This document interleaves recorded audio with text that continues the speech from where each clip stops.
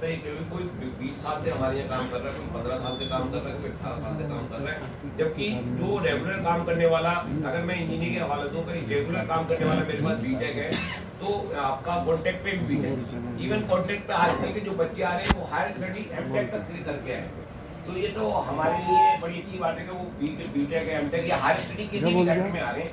तो लेकिन उनके साथ जब एज निकल जाती है वो बेचारे इसी उसमें रहते हैं कि भाई अभी मैं कॉन्टेक्ट पे काम कर रहा हूँ, आधी से कम तनख्वाह पे काम कर रहा हूँ 30% पे, उसके बाद भी वो कॉर्पोरेशन को व्यवस्था को चला रहा है। लेकिन उसकी एज निकल गई, उसके बच्चे बड़े हो गए, उसके परिवार हो गया, ना तो उसको रेगुलर हो रहा है, ना वो उसकी एब्जॉर्प्शन हो रही है, ना उसकी फ्यूचर का कुछ पता, ना वो दूसरे डिपार्टमेंट में जाता। तो और उन्होंने ऐसे हार्ड टाइम में काम करा है। जब डीएसएसबी ने हमें टाइम पे हमारे वो एम्प्लॉय नहीं थी, जो डीएसएसबी का सिस्टम है वो 2 से 3 साल लग जाता है। मेरे को आज कमी है, मेरी मान लीजिए मेरा हॉस्पिटल नहीं चल रहा, मेरे टीचर का वो नहीं चल रहा, तो अभी आपने कॉन्टैक्ट पे इंटरव्यू करा और जो सब लगे उनको आपने ले लिया। अगर हम डीएसएसबी से लेंगे तो वहाँ पता लगा 3 साल में मिलेगा, तो 3 साल तक मैं हार्ड करूँगा। तो उस टाइम में जिन मेरे कॉन्टैक्ट के कर्मचारियों ने वहाँ पर कॉर्पोरेशन को सहयोग करा तो उनको मिला क्या?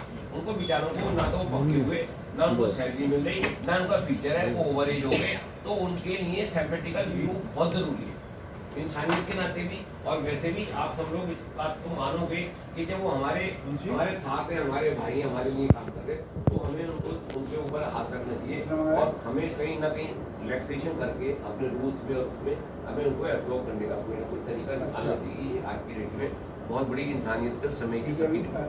अभी देखिए तो सर कॉन्ट्रैक्ट्स के जो है ना वो अभी या क्या आप वन टाइम कर सकते हैं। अभी आज की डेट में हमारे हर कैडर में जितने लोग हैं उनको एक बार एब्जॉर्व कर दो, आगे पॉलिसी बना दो कि हमें कॉन्ट्रैक्ट पे रखनी ही नहीं।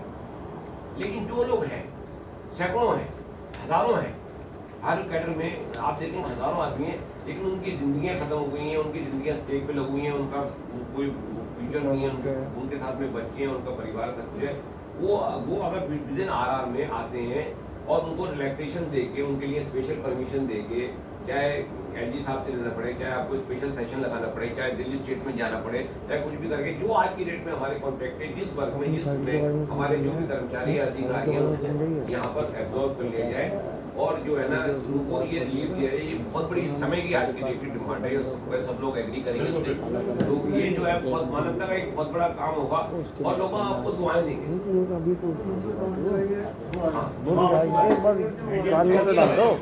एनडीएमसी में ये हुआ सर, अभी मैं आपको बताऊं इंजीनियर का, उन्होंने ये बोला है कि 5 साल तक का कॉन्ट्रैक्ट रेगुलर कर दिया और जब तक जो है ना वो ये है कि कम से कम एक जिस उसमें लेवल में लगा हुआ है, तो अगर उनको एक तो प्रमोशन नहीं मिलती तो कम से कम ये ड्यूटी पे तो हो गए 60 साल तक जब तक उसकी ड्यूटी है, अगर वो दूसरे उससे नहीं आते तो कम से कम उस पर वो एश्योर तो रहे। कॉन्ट्रैक्ट में उतने साल तक उनको मिलती है। तो एनडीएमसी का अगर आप कहेंगे तो एनडीएमसी के मैं रूल ला सकता हूँ, जो भी जहाँ फैसिलिटी मिली उसके बेस पर हम बना सकते हैं, कैसे कर सकते हैं।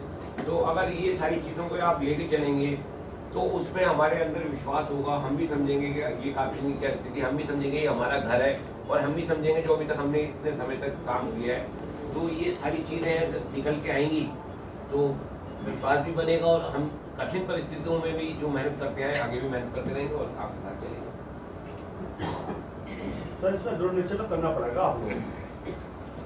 जैसे एक बार आप बीड़ा उठा लो पूरा, ये कर्मचारी जो है आप भी की जय जयकार करेंगे, ये बार बार परिवार दिल्ली के अंदर ये आए दिन 2-3 महीने बाद 4 महीने बाद वो स्थिति बनती है। उस स्थिति को आप जुल्फिकार जी आप बिल्कुल ठीक कह रहे हो। अभी आने वाले 2-4-5 दिन बाद जैसे हम एक शेड्यूल बना रहे हैं, हमने सबने नेताओं ने करके एक प्रोग्राम बनाया। ऐसे तो प्रोग्राम मेरे को अभी एडवांस बताना नहीं चाहिए, लेकिन फिर भी मैं बता रहा हूँ क्योंकि आप लोगों के लिए कि होता क्या है, निगम के अंदर समस्याएं और विशेषकर जो हमारा कर्मचारी है, तो मैं भी हम एक ऐप बना रहा हूँ मैं, वो ऐप बनेगा सिर्फ और सिर्फ निगम के कर्मचारी को। उसमें सिर्फ और सिर्फ निगम का जो कर्मचारी है वो अपनी जो उसकी परेशानी है किसी कहीं नोट पर, हर डिपार्टमेंट का कर्मचारी अपनी उस शिकायत को उस ऐप पर डाले। तो क्या है कि इतनी बड़ी निगम है इतने का 6 जोन है, 6 जोन के बाद इतने सारे दफ्तर हैं, इतने सारे विभाग हैं, कहीं भी कर्मचारी किसी चीज़ से भी जूझ रहा हमें पता ही नहीं लगता। जब वो बहुत ज़्यादा पीड़ित हो जाता है या बहुत ज़्यादा परेशान होता है, जब हमें जानकारी मिलती है, तो हम खुद ही कर्मचारियों के हित के लिए उस ऐप को हम बनाने वाले हैं। जल्दी उस ऐप को हम बनाएंगे और कर्मचारियों का उसमें सीधी कंप्लेंट आएगी और जो भी संबंधित विभाग अधिकारी जिसके कारण से हमारा कर्मचारी प्रताड़ित हो रहा है, उसको बुला करके उसका समाधान किया जाए। ये बहुत बड़ा काम होने वाला है। जबकि मैं सोच रहा था इसको जब ऐप बन जाएगा लॉन्च होगा जो भी बताऊँ, लेकिन मैंने बता दिया। मेरे जो अच्छी बात है मेरे से भी रुक नहीं जाती, मैंने बता दिया। और जो अलग अलग बाकी जो बात आपने बताई है, हम एक बार अलग अलग डिपार्टमेंट वाइज बैठ जाएंगे। सारे जो कच्चे कर्मचारी हैं, कॉन्ट्रैक्ट वाले हैं, मस्टोर वाले हैं, उन सब को फेस मैनर तरीके से किस तरह से वो रेगुलर हो सकते हैं, कैसे उनको पक्की नौकरी मिल सकती है, जिनकी पदोन्नति है उनकी डीपीसी समय पर हो जाए। अब एक व्यक्ति तनख्वाह तो वो वाली ले रहा है जो प्रमोशन वाली, और पोस्ट उसकी वही छूटी है। अब वो जो ऊपर चला जाएगा तो नीचे उसकी जगह फील्ड का काम कौन करेगा, क्योंकि सारी चीज़ें की व्यवस्थाएं करनी पड़ेगी। अब जैसे अभी निगम ने जो हमारे एएसआई थे वो सारे एसआई बन गए, लेकिन वो काम अभी एसआई उतना ही कर रहे हैं जितना एएसआई होकर करते थे, तो उनका सबका सदुपयोग भी होना चाहिए। अभी हमारे बहुत सारे सफाई कर्मचारी हैं, उनकी फाइलें जो एएसआई बनने वाले हैं 250-300 हैं, अभी हड़ताल ये वो उसके कारण से वो सारा का सारा काम रोक गया।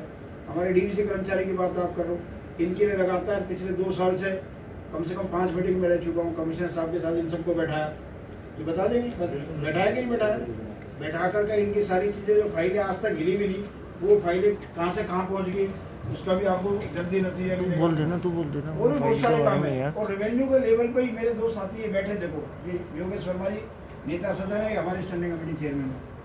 आप समझ लो रेवेन्यू के लिए इन लोगों ने कितनी मेहनत की है दोनों ने।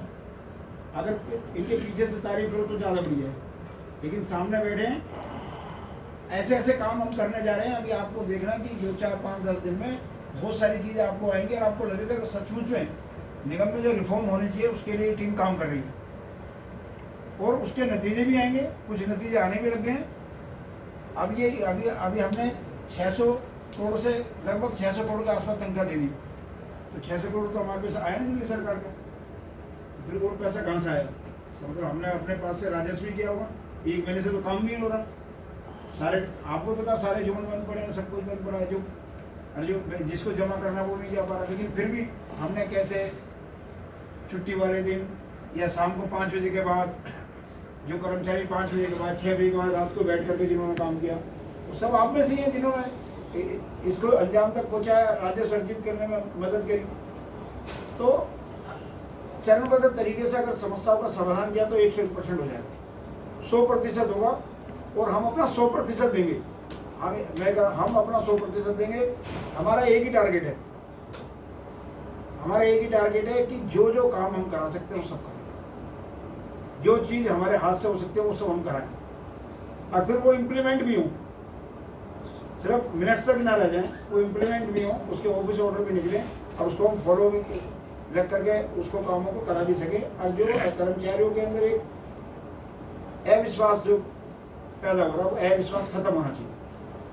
क्योंकि आपके अंदर कॉन्फिडेंस रहेगा तो जनता को कोई भी चीज़ डिलीवर करनी है, किसने करनी है? आप लोगों ने करनी है। आप खुश रहोगे तो अच्छे से डिलीवर करोगे, और आप खुश नहीं हो तो नहीं करोगे। तो अब जब तुम्हारे चेहरे में मुस्कान नहीं है तो तुम दूसरों को क्या मुस्कान दोगे? तुम कहोगे यार परेशान मत कर, बैठ जा, इतने में जनता नाराज होकर चलेगी। और जब तुम्हारा चेहरे में खुश होगा, तुम कहा भाई बैठ जाता है, काम करेंगे, वही कहेगा भाई निगम में तो अच्छा काम हो रहा है। तो हम भी अब सारे दिन यहाँ यही करते हैं। पूरे महीने भर हमारे कर्मचारी चाहे 100 की संख्या में है, चाहे 1000 की संख्या में है, चाहे 500 की संख्या में है, चाहे मेरे हाउस में यहाँ मिले, चाहे सड़क पे मिले, चाहे किसी ने मेरे को कुछ भी कहा, चाहे कोई मेरे सामने खड़ा हो गया, लेकिन मैं किसी तो किसी बात का बुरा माना। क्योंकि आप बुरा किसका मानेंगे? सब अपने लोग हैं, बुरा मान के करेंगे क्या? अब एक दिन मैं मजाक कर रहा हूँ, मजाक बता, एक दिन मेरे वो कई किसी की वीडियो वायरल हुई थी, पता नहीं क्या हुआ, तो मेरे बेटे ने वो देख ली, उसमें वो कह रहे थे कि मेयर मर जाए, मेयर मर जाए। मेरा बेटा कह रहा पापा ये कौन है जो आपको कह रहा है? ये मेरे ये भी आशीर्वाद है, ये भी आशीर्वाद है। उसको समझाते हैं तो सब ऐसा नहीं है संवेदनाएं। हम माफी मांगते हैं नहीं, सर। हम लोग ये चाहते हैं कि ऐसा कुछ ना हो कि जिसकी अरे वजह से देखो, आप तो माफी मांगने की मैं एक बात सर, बता हम रहा हूं। माफी मांगते हैं और हम बहुत अनुरोध के साथ ये निवेदन करना चाहते हैं कि आपके जो कार्यकाल में जो हो रहा है वो एक इतिहास रचेगा। जैसे कि समुद्र मंथन हुआ था, जब समुद्र मंथन के साथ हम देखते हैं तो दो चीजें जुड़ी होती हैं। हम अमृत का भी पान करते हैं और हमें विष भी पीना पड़ता है। तो हमें दोनों का सामना करने को मिल रहा है। आपके सामने सारी चीजें आ रही हैं और आप लोग जितना मेहनत कर रहे हैं वो भी हमें दिखाई दे रहा है। और आपके इतिहास काल में एक स्वर्णिम अक्षरों में लिखा जा रहा है कि हमारे जो एनसीडी के अंदर जितने भी विभाग हैं, जितना भी जो है कर्मचारी है, वो एक झंडे के तरह इकट्ठा हो। और एक झंडे के इकट्ठा होने के कारण जो लोगों के अंदर एकता स्थापित हुई और जो लोगों के अंदर जो कामयाबी जो मिली, वो सर एक स्वर्णिम एक अक्षरों में लिखा जाएगा। और मैं तहे दिल से इसके लिए मैं माफी मांगता हूँ कि हमारे जो साथी हैं वो गुस्से में या आवेश में आके या किसी भी भावावेश में आके आपके खिलाफ जो भी बोला हो, मैं भी उनमें शामिल था। मैंने भी आपके नारे लगाए हाय के, और मैं ही आपके लिए जिंदाबाद भी कर रहा हूँ सर, खड़े हो गए सबके सामने। मैं ये कहना चाह रहा हूँ कि हाँ, ये मेरा काम था कि सब लोगों की भावनाओं को आप तक पहुँचा। तो उसी तहत हमने देखा कि हमने जो डिमांड लेटर लिखा, जिसके बारे में एपी खान सर ने आपको बताया, इन सब के बारे में बड़ा अच्छा लग रहा था। आप एक नया इतिहास लिखते जा रहे हो। आपने कहा एक कमेटी का गठन किया जाएगा जिसके अंदर हर एक डिपार्टमेंट से एक व्यक्ति को लिया जाएगा, उसके साथ आप बातचीत करोगे, उसके एक नियुक्ति करोगे और उसके आधार पे आप लोग आगे चलोगे। बहुत बढ़िया चीज़ है सर। और मैं आगे भी देखना चाहूँगा सर, इसको हम एक आपने जैसा भी बताया कि केवल सर्कुलर ना रह जाए, बाकायदा उसका एक बाकायदा ऑर्डर निकल जाए और हम लोग उसको हासिल कर पाए सर। मतलब उस चीज़ को हमें मिल पाए, वो चीज़ इम्प्लीमेंटेशन हो जाए। जैसे आपको पता है सर, हमारा जो प्रयास है वो एक ईमानदार प्रयास रहा है। हमने नेक नियति के साथ सब लोगों को जोड़ा आपस में, और उस नेक नियति का ही परिणाम है कि हमारा जो साथ है वो अभी तक कायम है। बेशक कुछ लोग हमें बीच में अधर में छोड़ के चले गए, लेकिन हमारा मन उनके लिए कोई खट्टापन नहीं लिया। हमारे मन में उनके लिए कोई खट्टापन नहीं है। हम उनको तहे दिल से आज भी उतना ही प्यार करते हैं जितना कि पहले प्यार करते रहे। और आगे भी confederation of MCD employ union आगे भी सभी कर्मचारियों के लिए आवाज उठाता रहेगा। आप लोगों के सहयोग से, आप लोगों के आशीर्वाद से हम हमेशा कर्मचारी के भले के लिए काम करते रहेंगे। और ये चाहेंगे कि इसको जो है ना एक रिकॉर्डेबल एक चीज हो जाए जो कि स्वर्णिम अक्षरों में लिखा जाए। Sir with due regard sir, छोटी सी बात मुझे भी कहनी है, एक छोटी सी बात है सर। आयुष की जो एएनएम है ना, वो एलोपैथिक के अंडर काम कर रही है और उनको सैलरी नहीं मिली है सर, जबकि नहीं मिली है। और सर आयुष के डॉक्टर्स भी सर, क्योंकि कोरोना वालों की श्रेणी में नहीं आई सर, नहीं आई सर। कल भेज दी और टाइम पे डॉक्टर करवा देंगे। आयुष के डॉक्टर्स की नहीं आई। एएनएम्स का आज रिलीज कर रहे हैं। आयुष की है, आयुष की जो एएनएम्स है हाँ कर दिया वो आज क्योंकि सर वो एलोपैथिक में ही काम कर रही हैं। उन्हीं के साथ कुछ लोगों की आई, कुछ की नहीं आई।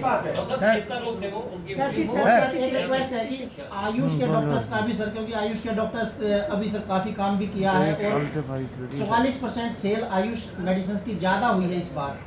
ये और मोदी जी ने भी सर खूब आयुष को बढ़ावा दिया है, तो उसके लिए रिक्वेस्ट है सर कि आयुष की सैलरी भी अगर वो भी सर अभी एक तो मेरा ये है कि अपने आज की मीटिंग के मिनट्स तो बनेंगे ना, थोड़ा आवाज नहीं डिमांड सारी की सारी उसमें आ जाए। और उसमें ये हो जाए कि हम ये चरणबद्ध तरीके से डिपार्टमेंट के साथ बैठ के, सभी डिपार्टमेंटों के साथ बैठ करके इनका सबका रास्ता निकालेंगे और चरणबद्ध तरीके से इन सब कर्मचारियों को भी पक्का करने का सर जो कॉन्फिडेंस के मेंबर्स को आप रखने के लिए कह रहे हैं। हाँ वो करेंगे ना, मतलब उसको बकायदा ऑर्डर पे निकाला जाए। वो जिस तभी एक इतिहास स्थापित होगा सर। जिस डिपार्टमेंट की बैठक होगी, जैसे एजुकेशन की डिपार्टमेंट है, हम कह देंगे अपने एजुकेशन का जो आपका है उसको भेज दो। अब एजुकेशन की 3-4 यूनियन बनी हुई है। मैं बता रहा हूं, एक सेकंड मैं बीच में रोक रहा हूं। मेरी अपॉइंटमेंट 1998 की है सर। हाँ। आज तक कभी मैंने अपने बारे में बात नहीं की। मैं टीचर हूं सर। 1994 के बाद सीनियरिटी लिस्ट नहीं है हमारी। मैं 22 साल से नौकरी कर रहा हूं। इस समय मुझे एचएम का पे स्केल मिल रहा है, लेकिन प्रिंसिपल नहीं बता रहा क्योंकि मेरी सीनियरिटी लिस्ट नहीं है। मैंने आज तक कभी अपने कैडर के बारे में एक बार भी नहीं बोला, क्योंकि ये बात निकल के आ रही है। इसलिए मैं बात बता रहा हूँ कि हर एक डिपार्टमेंट के अंदर कुछ ना कुछ समस्याएं हैं। इसलिए मैं कह रहा हूँ क्या होता है कि बात सुनो, क्या होता है मैं बताऊँ। देखो होता क्या, जैसा अभी सारे सब डिपार्टमेंट के लोग यहाँ बैठे हैं, अब सब ने अपनी अपनी बात कह दी, तो मेरे को बात कौन सी क्लिक करेगी सबसे पहले, जो मेरे लिए आसान काम है। समझ गए ना। जो मेरे को आसान काम है, जिसमें मुझे लगता है मैं 2 दिन में कर दूँगा, आपने 20 बात बताई, मैं कर दूँगा 4 तो यार कल ही कर दी। और जब डिपार्टमेंट सब डिपार्टमेंट के साथ अलग बैठेंगे और सभी डिपार्टमेंट के 4-4 काम जो आसानी से हो सकते हैं और सभी के 4-4 हो गए तो 16 काम हो गए। अलग बैठने का एजुकेशन के साथ एजुकेशन, हमारे जो स्कूल के लोग हैं, हॉर्टिकल्चर के लोग हैं, जो हमारे मेंटेनेंस के लोग हैं वो सतीश मुंडा बैठ जाएँ, उद्यान बाबू वाले भाई हमारे खारी साहब बैठ जाए, शकुंतला जी का डिपार्टमेंट शकुंतला जी के साथ बैठ जाए, सत्यवान जी के साथ सत्यवान जी का बैठ जाए और आयुष वाले आयुष के साथ बैठ जाए।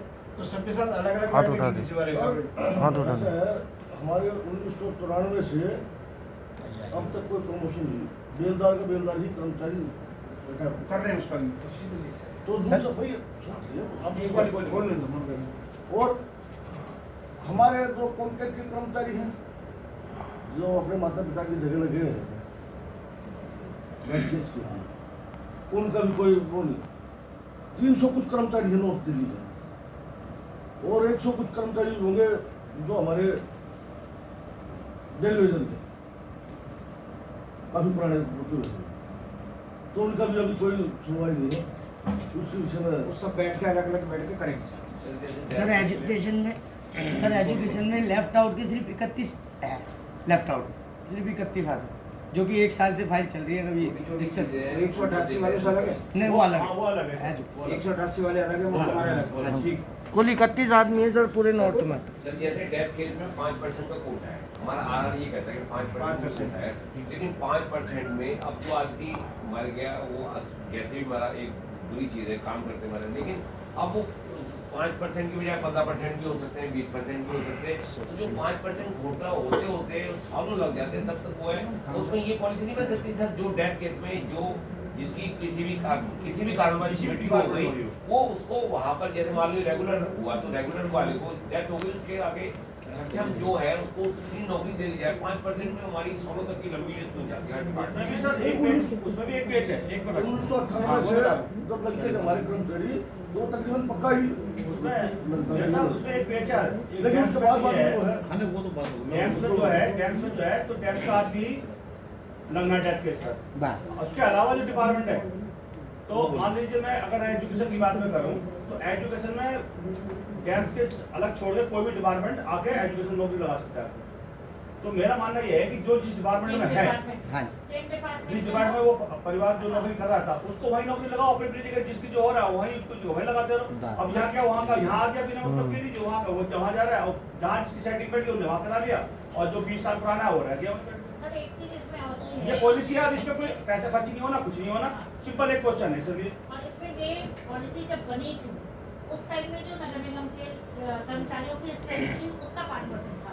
अब जब उसकी 3 गुना तो कम से कम हो ही गई है कर्मचारियों की स्ट्रेंथ, तो क्यों ना वो संख्या की हम 3 गुना कर दें, तो 5 उसको यार डिस्ट्रिक्ट के हिसाब से बढ़ गई है। संख्या के कर्मचारियों की संख्या के हिसाब से इसे किया है। और ये कहीं भी इसको आपको अपने आप पास करके ऐसा करना है कि जो भी रूल है, नियम है, और नियम तो जिसने ही बनाए हैं, और उसमें जो जितनी संभावनाएं, जितनी ज़्यादा संभावनाएं होगी उसको कोशिश करेंगे बढ़ा देंगे। सर वो है सर एक बात है सर मुकेश जी, मैं बोलना नहीं चाहता था इस मीटिंग में क्योंकि वो खान जी बोल रहे हैं, मगर इंदू जी की वजह से, ओ शकुंतला जी की वजह से बोल रहा हूँ मैं, जो उन्होंने प्रस्ताव रखा मेरे को एक मेहरबानी कर दो। 7 तारीख से हमारी हड़ताल चल रही थी और अब तक चल रही है, उनका कोई पैसा ना काटा जाए और ना कोई जाए। दीपक जी दीपक जी देखो मैं पढ़ लूंगा, अगर कोई बात कर रहे हो तो खड़े मत हो बार बार। दीपक की बात दीपक जी बोल लो, उनके मन में था तो उन्होंने कुछ क्या गुनाह कर दिया क्या? आपने गुनाह नहीं किया, लेकिन मैं तो समझाना चाह मैं रहा भी हूँ। फोर्नेचर का मेंबर हूँ, मैं जल्दी पहले हड़ताल खत्म कर दूं, कोई दिक्कत नहीं है। अरे सर मगर साथ हो मैंने भी क्या कहा सर, मगर दीपक भाई देखो हमारा मन कोई खटास नहीं किया भाई। मैं नहीं कह रहा हूँ शकुंतला जी को कि अपने लेटर देख के दे रखा था, ये लेटर में है हमारी शर्त। मैंने कह दिया ऐसा कुछ नहीं होगा, फिर भी मैं आपके सामने बोल देता हूँ। कोई बात नहीं सर। बोलिए सत्यवान जी बोलिए। नहीं मैं बोलने को रहता नहीं बोलिए नहीं बोलिए। मैडम जी ने कहा कि सत्यवान जी ऐसे बात बोल देना, मैं मैडम जी आप बोल दो, कह रहे नहीं आप बोल दो। मैं कहा मैं बोलूंगा तो विवाद हो जाएगा, क्योंकि हम हड़ताल से वापसी जा चुके हैं, मैं भी मैं इनके साथ हूँ। नहीं हमारे साथ है। हाँ, दीपक जी नहीं समझ रहे ना, अरे कोई नहीं अच्छा बात तो बढ़ाते नहीं खड़े होके है, बोलना दीपक जी नहीं बताते कोई बात खड़े होके बढ़ाओ। बोलना वैसा। अरे मेरे मालिक हाथ जोड़ लूं, बातों को बढ़ाओ मत यार। मैडम जी ने सुनो सर, एक मौसम मैडम जी ने कहा 7 तारीख को हमारी सैलरी कर दे, आप पे इस पे कोर्ट कर दे, किसी कर्मचारी की इनकी कट गई